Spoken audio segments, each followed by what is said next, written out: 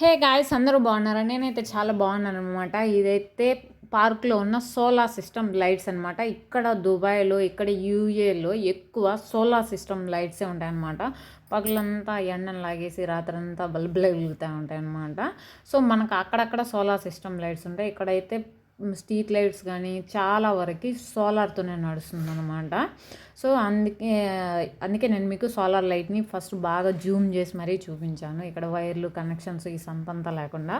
So ఇక్కడ park అయితే ఉందన్నమాట. ఈ పెద్ద పార్క్ని అయితే నేను మీకు ఈ వీడియోలో చూపిస్తాను, ఇంట్రడ్యూస్ చేస్తాను. ఇదైతే పెద్ద పిల్లలు ఆడుకోవడానికి ప్లే గ్రౌండ్ అనమాట. సో బాల్ వచ్చి పక్క పడకుండా చాలా హైట్గా చాలా బాగుంది కదా. అండ్ ఇదైతే న్యాచురల్ గడ్డి కాదు, ఆర్టిఫిషియల్ మ్యాట్స్ అనమాట. ఇవి న్యాచురల్ గడ్డి అయితే కాదనమాట. సో వాళ్ళు పడినా వాళ్ళకేం పెద్దగా దెబ్బ తగలదు. చాలా స్పంజీగా చాలా బాగుంటుంది అనమాట. ఆడుకోవడానికి ఆ మాత్రం సిట్టింగ్ ఉంటేనే ఆడుకోవడానికి ఇంట్రెస్ట్ వస్తుంది. ఒంటిపైన యూనిఫామ్ ఉంటేనే మనకు ఆడాలి అనే ఒక ప్లేయర్ అనే ఫీలింగ్ మనకు వస్తుంది కదా. ఆడుకోవాలంటే ఇలానే ఉండాలన్నమాట.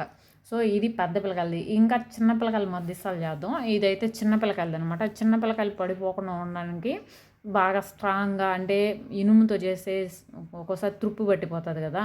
సో అలా కాకుండా కొయ్యలతో చేస్తారు. చాలా స్ట్రాంగ్గా ఉన్నాయి ఈ కొయ్యలు. ఇలా జారుడు బండి అనమాట. ఆ కొయ్యల పైన స్టెప్స్గా ఎక్కి ఇలా షూ అని జారుతారనమాట. సో అది వీళ్ళ పంచాయతీ. సో గాయస్ ఇదైతే చల్ గుర్రం అనమాట. స్ప్రింగ్ గుర్రం ఎక్కాను, నేను కూడా ఎక్కాను. ఇరిగిపోతుంది ఏమనుకున్నా. సో ఎరగలేదు, బాగానే ఉన్నది. మరి నేను అంత బండలా ఏమి ఉండలే, మీరేం ఫీల్ అవ్వకండి. అండ్ గాయస్ ఇదైతే ఇక్కడ ఉన్న ట్రీస్ అనమాట. ఈ ట్రీస్ ఏం ట్రీస్, దీంట్లో ఏం కాస్తాయి, ఏం పోస్తాయి అనే డౌట్లు మీకు రావచ్చు కదా. సో ఈ ట్రీస్ ఏం ట్రీసో కాదు, ఇవైతే ఇంత గుబ్బుల చెట్లు ఉంటాయి అనమాట. సో మన ఊర్లో కానీ ఉంటాయి కదా, ఒక కాయల్లాగా వచ్చి దాన్ని సంవత్సరానికి ఒకసారి వస్తుంది. ఇంత గుబ్బులు అని అంటారు మా చిత్తూరు సైడ్. అయితే మీ ఊర్లో ఏమంటారు అయితే నాకు తెలియదు. గుబ్బుళ్ళు చెట్టు సంథింగ్ గుబ్బుళ్ళు కాయలు ఏవో అంటారు కదా, అవే అనమాట.